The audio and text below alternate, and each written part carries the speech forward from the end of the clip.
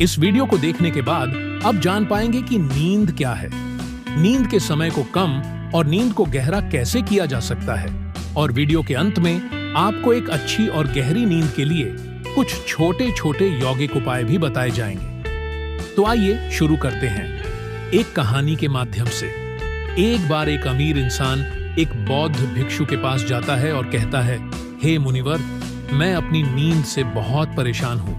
बहुत कोशिश करने के बाद भी मैं देर रात तक सो नहीं पाता हूँ और रात में सोने से पहले मेरे मन में दुनिया भर के विचार चलते रहते हैं, और जब मुझे नींद भी आ जाती है तो मैं पूरी रात करवटें बदलता रहता हूँ, और जब सुबह नींद खुलती है तो मुझे कुछ अच्छा महसूस नहीं होता। मैं खुद को थका हुआ और अशांत महसूस करता हूँ। कृपया आप मेरी इस समस्या का कुछ समाधान बताएं।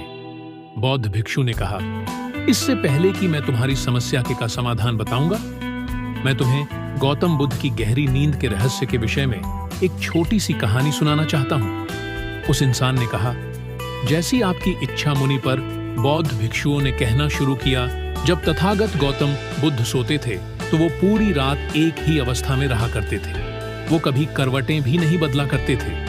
वो जिस अवस्था में रात्रि को सोते, सुबह तक उसी अवस्था में रहते। गौतम बुद्ध का एक शिष्य था, आनंद, जो कि अक्सर उनके पास ही सोया करता था। आनंद को यह बात बहुत परेशान करती थी कि आखिर गौतम बुद्ध एक ही शारीरिक अवस्था में पूरी रात कैसे गुजार सकते हैं। जब कभी भी रात में आनंद की आंखें खुलती तो वो हमेशा गौतम बुद्ध को एक ही अवस्था में सोते हुए पाता। ये बात उसके मन में बहुत से प्रश्न पैदा करती थी। लेकिन एक दिन भिक्षु आनंद अपनी जिज्ञासा को रोक नहीं पाया और वह गौतम बुद्ध के पास चला गया। उसने मध्य रात्रि में ही गौतम बुद्ध को नींद से जगा दिया और कहा, तथागत, मुझे क्षमा करें। मैं जानता हूं कि आपसे प्रश्न पूछने का यह सही समय नहीं है, क्योंकि आप पूरे दिन चलते रहते हैं और लोगों को धर्म का ज्ञान देते हैं। वह उनकी समस्याओं का समाधान करते हैं। लेकिन मेरे अंदर की जिज्ञासा इतनी बढ़ चुकी है कि मैं सुबह तक का इंतजार नहीं कर सकता, इसलिए आप मेरे प्रश्न का उत्तर देकर मेरी जिज्ञासा को शांत करें। भिक्षु आनंद ने आगे कहा, मैं पिछले 20 वर्षों से आपके साथ हूं और यह देखता आ रहा हूं कि आप पूरी रात केवल एक ही अवस्था में गुजार देते हैं। अब जरा सा हिलते ढुलते भी नहीं है, तो क्या आप सच में सोते हैं या फिर आप सोते ही नहीं हैं? गौतम बुद्ध आनंद की तरफ देखकर मुस्कुराई और कहा, मैंने अपने लिए सोने की सही अवस्था ढूंढ ली है। अब सोते समय मुझे हिलने की आवश्यकता नहीं है। अवस्था में भी जागृति रहता हूं, जबकि मेरा शरीर सो जाता है, लेकिन मैं जागृत रहता हूं। प्रश्न ये नहीं है कि नींद की अवस्था में शरीर हिलता है कि नहीं। शरीर क्यों एक स्थिर अवस्था में रह नहीं पाता? असली कारण तो मन है। ये मन ही है जो शरीर और स्थिर नहीं रह पाता, और यही कारण है कि नींद की अवस्था में भी हम अपने शरीर को हिलाते रहते हैं। लेकिन मैं इन सब चीजों से परे आ चुका हूं। अब मेरे अंदर मन जैसा कुछ बचा ही नहीं। जब मैं सोने जाता हूं तो मेरा शरीर बस एक मृत शरीर की भांति हो जाता है। मन जैसा कुछ बचता ही नहीं। आनंद, क्या तुमने कभी किसी मृत शरीर को अपनी अवस्था बदलते हुए देखा है? ये तो केवल हमारा मन ही है, जो कि हमारी गहरी नूर की अवस्था में भी यह सब काम करवाता है। एक बार मन स्थिर हो जाए, मन शांत हो जाए, तब तुम्हारा शरीर गहरी है निद्रा में चला जाएगा, लेकिन तुम भीतर से जागृत रहोगी। भीतर से तुम सब कुछ देख पाओगे। सोने के बाद भी तुम्हारी जागरूकता एक छोटे से जलते हुए दीपक की तरह लगातार प्रचलित रहेंगे। कहानी खत्म करने के बाद बौद्ध भिक्षु ने उस अमीर इंसान से कहा, एक जागृत इंसान न कि केवल अपने शरीर को पूरी जागरूकता के साथ देखेगा, बल्कि वह अपने मन को भी पूरी जागरूकता के साथ देखता रहता है। एक जागृत आदमी सामान्य आदमी की तरह नहीं सोते। जब सामान्य आदमी सोता है तो वह अचेतन हो जाता है, उसे अपने आसपास का भी पता नहीं होता।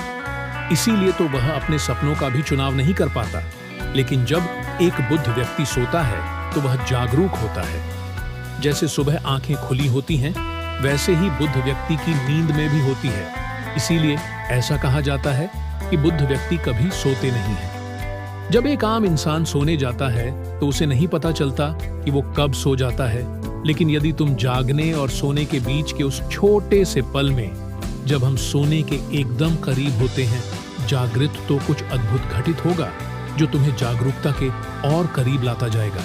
यह सुन उस इंसान ने कहा, मुझे इतनी गहरी अध्यात्म की बातें समझ नहीं आती।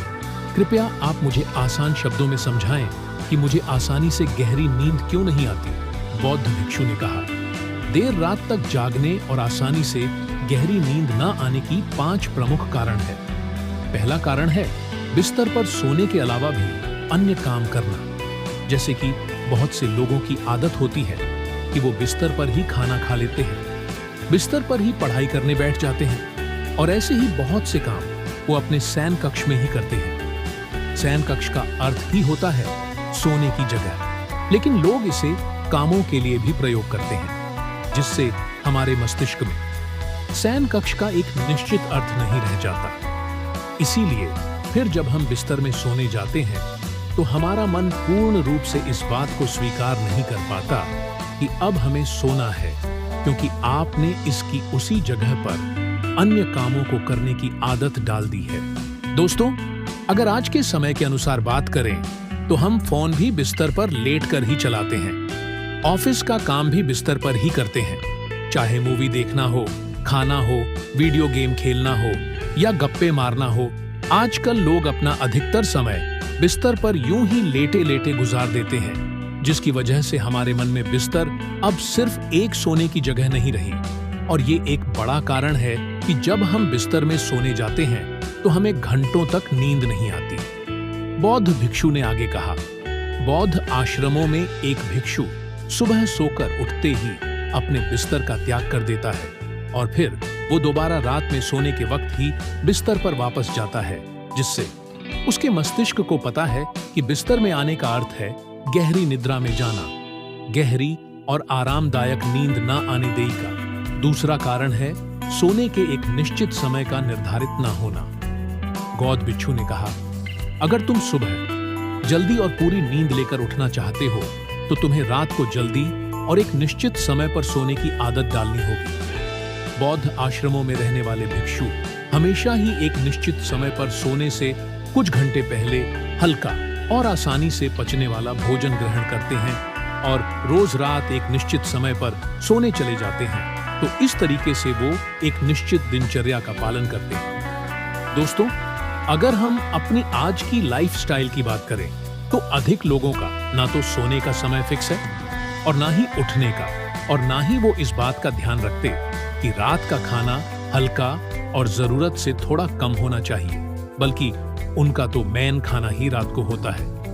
वीकेंड के दिन वो देर रात तक जागते हैं क्योंकि अगले दिन कोई काम नहीं है। अगर रात में मूवी देखनी शुरू कर दी तो चाहे कितनी ही रात हो जाए, मूवी पूरी करने के बाद ही सोने जाएंगे।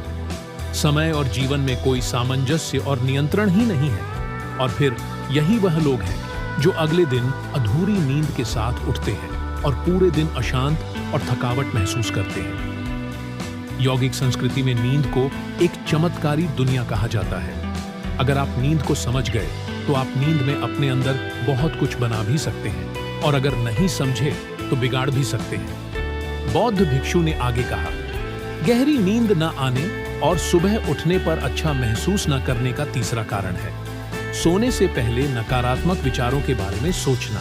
आप जैसे विचारों के बारे में सोचते हुए सोते हैं, सुबह आंख खुलते ही आपके मन में सर्वप्रथम वैसे ही विचार आते हैं। इसीलिए जब आप नकारात्मक विचारों के साथ सोते हैं तो सुबह आप उन्हीं के साथ उठते भी।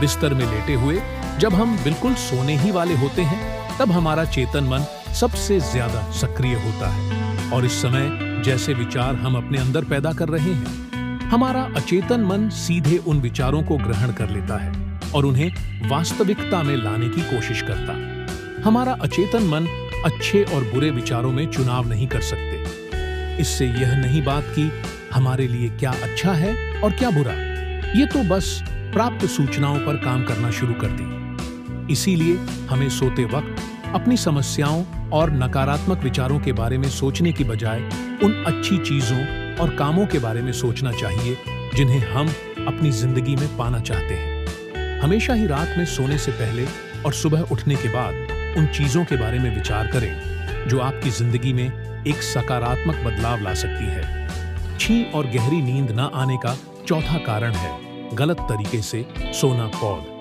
भिक्षु ने कहा, तुमने सुना होगा कि भारत में अक्सर कहा जाता है कि उत्तर दिशा की तरफ फिर करके मत सोना हो। ऐसा इसलिए होता है क्योंकि जब हम की तरफ सिर करके सोते हैं, पीके चुंबकीय खिंचाव की वजह से हमारे शरीर का बहुत सर रक्त मस्तिष्क की तरफ जाने का प्रयास करता है और मस्तिष्क में पाई जाने वाली नसों का बहुत पतला होने के कारण उनके फटने का खतरा बढ़ जाता है। और अगर कोई इंसान काफी बुजुर्ग और कमजोर है तो उसकी मृत्यु भी हो सकती है कि आमतौर पर उत्तर की तरफ सिर करके सोने वाले लोग जब सुबह उठते हैं तो वो अपने सिर में एक तनाव सा महसूस करते हैं। उन्होंने पूरी रात बदल बदल कर बिताई होती है। इतनी गलती जो लोग अपने सोने की अवस्था में करते हैं वो है बस किसी भी तरीके से सो जाते हैं। इस बात पर आप ही मर सकते हैं।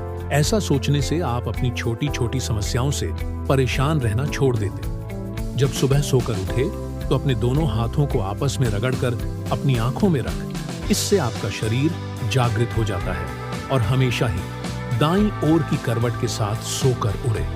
हमेशा रात को जल्दी सोने का प्रयास करें और अपनी पूरी नींद लेकर उठे। तो यह थे कुछ तरीके जिनके प्रयोग से तुम अपनी नींद को गहरा और आरामदायक बना सकते हो। उस इंसान ने गौतम बिच्छू को इस सीख के लिए धन्यवाद किया और चला गया। तो दोस्तों, कैसी लगी हमारी वीडियो? कमेंट बॉक्स में नमो बुद्धाय जरूर लिखें। वीडियो देखने के लिए धन्यवाद।